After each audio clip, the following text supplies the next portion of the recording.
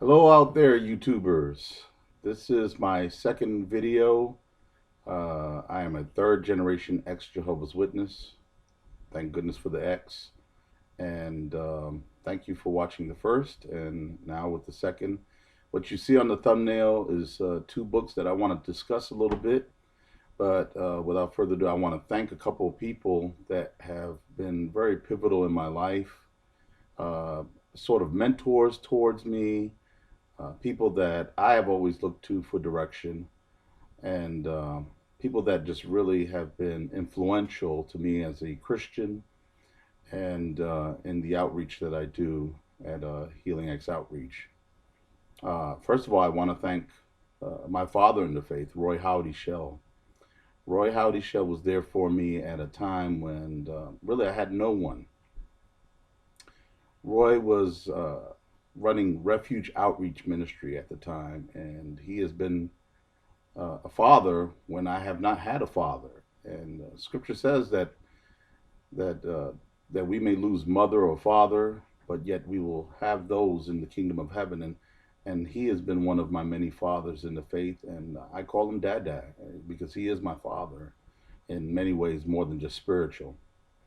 The other people I want to thank are people that I think that have been influential to me as a Christian in my thinking and philosophy. People like Robert Hommel, who runs forananswer.org. He's always been very influential in my theology and in the direction that I've been. People like Dave Sherrill. Those of you who don't know them, just Google Dave Sherrill and Robert Hommel. Dave Sherrill has a great ministry. I think it's jude3.com. And people like Sam Shimon, Ray Goldsmith, these were all people that early on when I was coming out of the witnesses, I would frequent on a board called Trinity Discussion Board, and I gleaned a lot from them through the years. Pastors that I think that have really been influential on me are people like Pastor Tony Arnold, who no longer serves as a pastor, but he had a huge impact on me early in my Christianity, and Pastor Chris Ogney, and then Pastor Jeff Perry, who is no longer with us. He's gone home to be with the Lord. I remember me and Pastor Jeff at First Baptist of Welcome, we would sit in the basement and have Bible studies with two elders. And Jeff was a very dear friend of mine. We would, both of us big guys, love to go out to Denny's right after battling spiritual battle with these two elders. So me and Jeff were very dear friends. Me and Chris Ogany continue to be very good friends. And Pastor Tony Arnold also was a very, very dear friend of mine, and I hope to get in touch with one day. And then there's one other person who's also a former Jehovah's Witness and a former member of the Nation of Islam, and that is Raymond Johnson, Reverend Raymond Johnson, who has served in China as a pastor.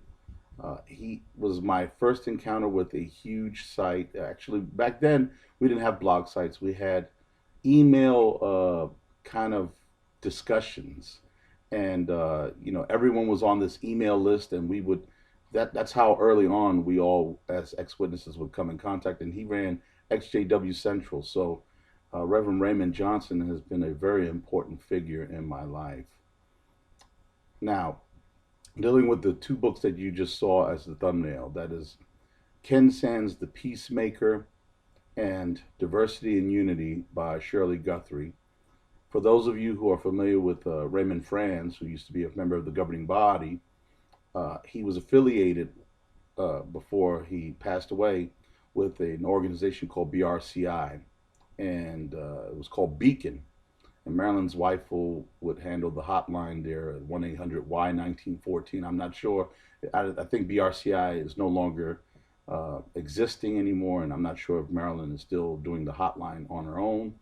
But BRCI conventions would frequent Shirley Guthrie, who was a scholar and theologian who wrote the book Diversity and Unity. And today's topic I want to talk about is a little bit about what it's like to be in Christianity and what really Christian unity is. As a Jehovah's Witness, we really thought Christian unity was the fact that we all had the same doctrine, that we all thought alike, that every Kingdom Hall pretty much looked alike. We all could recognize a Jehovah's Witness. I remember going to Puerto Rico, and in the mountains, me and my mom, when we were Jehovah's Witnesses, we quickly recognized Jehovah's Witnesses walking up the mountains with their briefcases. And Jehovah's Witnesses are so distinguishable because they all seem to look alike. And they all have four-door cars because having a two-door car is not conducive for field ministry. And just like the Mormons are very, uh, when you see them, you can tell a Mormon. So is that with the Jehovah's Witnesses. It seems like all totalitarian religions are really banked upon this appearance. But David Reed, who is someone also who was very influential to me early on, wrote a little newsletter called Comments from the Friends. And he still has a website. I think if you Google Comments from the Friends, it'll pop up. But he had a great article in that newsletter called calling cookie cutter Christians. Basically, what the cults like to do is the way they identify themselves as true is by this Stepford Wives type of unity, that they all look alike, that they all seem to think alike. And is that really what Scripture means by Christian unity? And I think Shirley Guthrie tackles it head on as far as Christianity, because people have always had this complaint about Christianity that there are 30,000 Protestant denominations and growing, or there are 40,000. All these huge numbers is a proof that Christianity is not unified. And I don't think that the numbers really tell us about what Christianity is. And I think that the cults, like Mormonism and like the Jehovah's Witnesses, mistaken uniformity for unity. The fact is, I don't look like my wife. My wife doesn't look like me. I don't look like anyone else. God made me as a unique person. He made me as an individual. There's only one Augustine Astasio in this world, and there's no other Augustine Astasio that will ever be like me, ever to come or before me.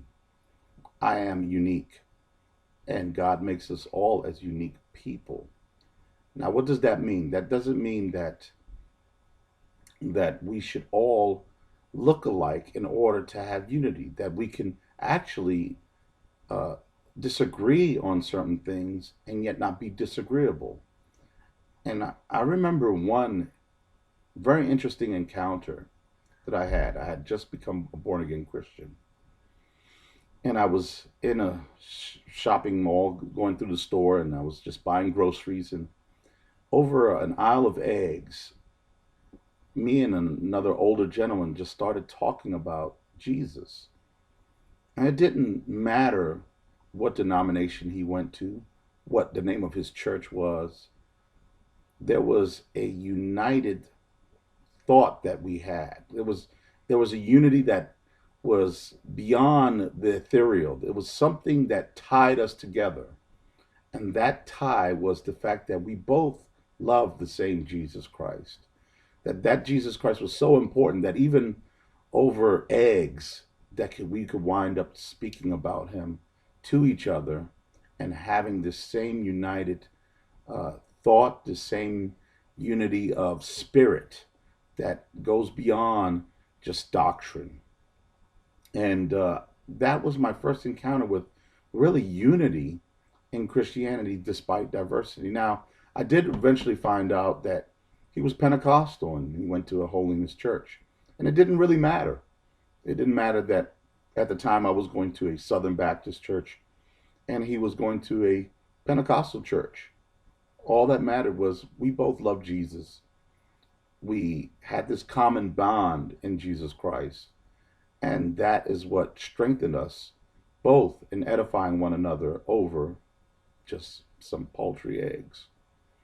And that's the type of unity that Shirley Guthrie speaks of in that book. And I really highly recommend that book. Shirley used to, that is, Dr. Guthrie used to speak at the BRCI conventions. I think he was a guest there 2 or 3 times. And then the other book was Ken Sande's The Peacemaker. And these two books It really changed my life, my perspective on how to talk to individuals, how to uh, speak with a person and have differences and yet not be disagreeable. I'm gonna be a I'm gonna give a confession right now. A few years back, I was involved in a counter cult controversy. I was early on in my Christianity, I was a fundamentalist, dispensationalist, heresy hunting person, and I got involved in this foray between ministries. And I'm not going to discuss the persons involved, but all I know is that I was involved, and I was a heresy hunter. And what happened was I winded up really causing a lot of problems within several ministries. I was the culprit of division, and and I had to say a lot of apologies at the end. And I think that sometimes we get so embroiled in what divides us that we wind up over speaking one another. And on the Healing X outreach program, just this week, we had a debate on hell. And what I realized, and there were things that I really, really loved about that debate on hell, was we had a Reformed conditionalist, which is very rare, and then we had a Roman Catholic. And they both brought something to the table that I liked. First of all, I don't agree with conditionalism or annihilationism. I don't think that our judgment is going to be eternal unconsciousness. But neither do I agree with the traditionalist position. I take the Greek Orthodox position on hell. And some people really criticize me greatly because I don't accept things as normal Christians would. That is, that people have this perception that Christians are always supposed to vote Republican. Christians should be pro life or anti gay marriage all the time. And there's this identity with Christianity as being these external things, which it is not.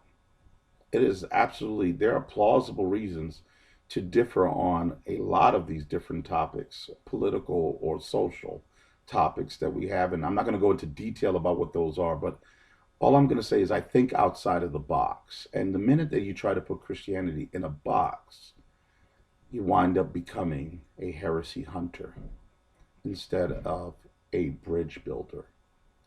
I like to think Healing X Outreach is a bridge building program. I believe in freedom of conscience, freedom of thought, freedom of decision. Now, I do have essential doctrine that I absolutely believe that this is indicative of Christianity, and to differ from that would make you not a Christian. I'm not a Bishop Shelby Sponge kind of guy where Christianity becomes so watered down that it just becomes a mere ethical society uh, and no longer resembles what Jesus and the apostles had intended. And so I want to say to you today that read those two books. I think they'll change your perspective. Learn to dialogue more rather than debate. The cults hinge upon debate, on creating a us versus them mentality. And I think as Christians that we need to discuss things rather than talk at each other, talk to each other. And I think that's what differentiates me from other people. I think that's what attracts others to the radio program. I've been criticized for some of my alliances and some of my friends that I've made in ministry, Catholic and Greek Orthodox. But I'm out of the box. I'm not going to live by other men's means of thinking. And I'm not going to submit to men rather than to God. I'll allow Him to be the judge of myself and others. I'm not going to judge my fellow man. I'll just let God do that. And so, without further ado, I thank you for your time. And please pray for those in the cults. And God bless you all.